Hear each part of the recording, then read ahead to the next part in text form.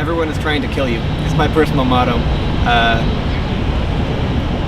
Aside from, I love to have fun on a bike, but every other car I see on the road, I treat like they are steering to kill me.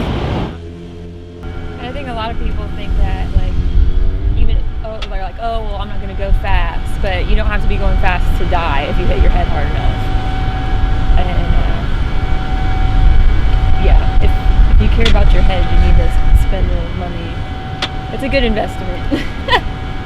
I mean, yes, obviously wear a helmet, right? But I don't know if the subject here was going 120 miles an hour and hit a tree. I mean, there's obviously a speed issue, right? So if you're going to ride a motorcycle, I think you want to follow the certain rules of the road and be protected.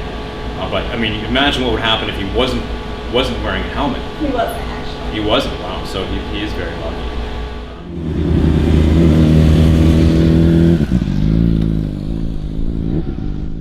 On October 12th, 2011, I was hanging out with a friend that just got back from Iraq a month before, and we were just playing video games. We were hanging out. We were drinking a little bit, and he got a text from a friend of his that wanted to hang out, and we decided that was a better idea than two dudes sitting around in an apartment just playing video games by themselves. So he offered to drive, and we get downstairs, and I wonder where his car is, and then I see his bike, and I wasn't sure about it. He mentioned something like, nobody will see you on it, nobody will find out. And so eventually I decided to get on the bike, and while we were on our way to the girls' place, we ended up going 120 miles an hour, and the bike left the ground. We hit a tree, and my friend died on impact, and somehow I survived the accident, and here I am. This picture was from Dodd Hall when I was in inpatient rehabilitation. It was in November because I hadn't shaved in a while. I was looking homeless. This is my iPod Touch that was in my pocket at the time of the accident.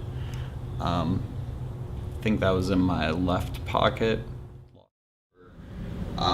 I had a diffuse axonal injury, which is basically shaken baby syndrome, but it's where your brain slides around in your skull and there's shearing.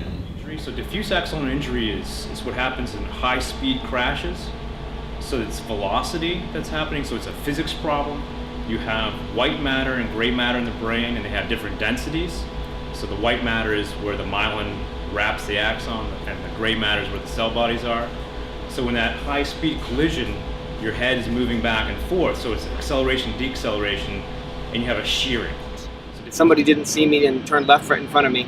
I was doing about 35, and I had time to hit the brakes, but not enough time to stop. And I hit them and went over the bars, and the bike was totaled. I remember seeing them and hitting the brakes. The next thing I remember was hitting the ground, and my head hitting the ground.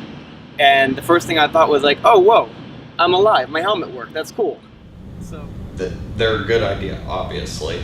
In my situation, I wasn't wearing one. I was just dumb stroke of luck. I survived. My left foot had been severed from the accident, so that didn't even make it to the hospital with me. And I broke my right leg pretty bad. I had process fractures throughout my thoracic spine. I think it was basically the whole thing, but I can't remember.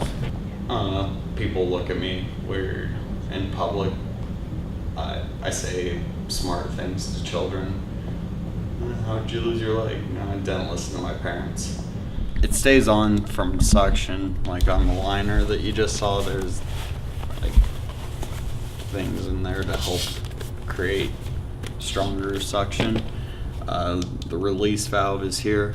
I have to charge the knee every night, or else it just It's like a straight, it goes rigid if the battery dies. It has microprocessors and an accelerometer down the ankle, and I guess it can sense the weight shift from the heel to the toe, and it's like stumble recovery and stuff, but I've still fallen with it, so it's not foolproof. In normal walking, it has some resistance, but like if I wanted to ride a bicycle, there's free swing mode. I can have there's a standing mode. I think my prosthetist told me it was right around $50,000 for the leg. I don't know. I feel like I tell people my story and they find inspiration or anything from it. Like since the accident, I quit drinking, I quit smoking cigarettes, and I've lost a lot of weight. I made mistakes. And I guess I'm just doing the best I can to learn from it and live better because of it. So it's a shame I couldn't have done this before that happened, but I can't dwell on that because can't change the decisions that I've already made.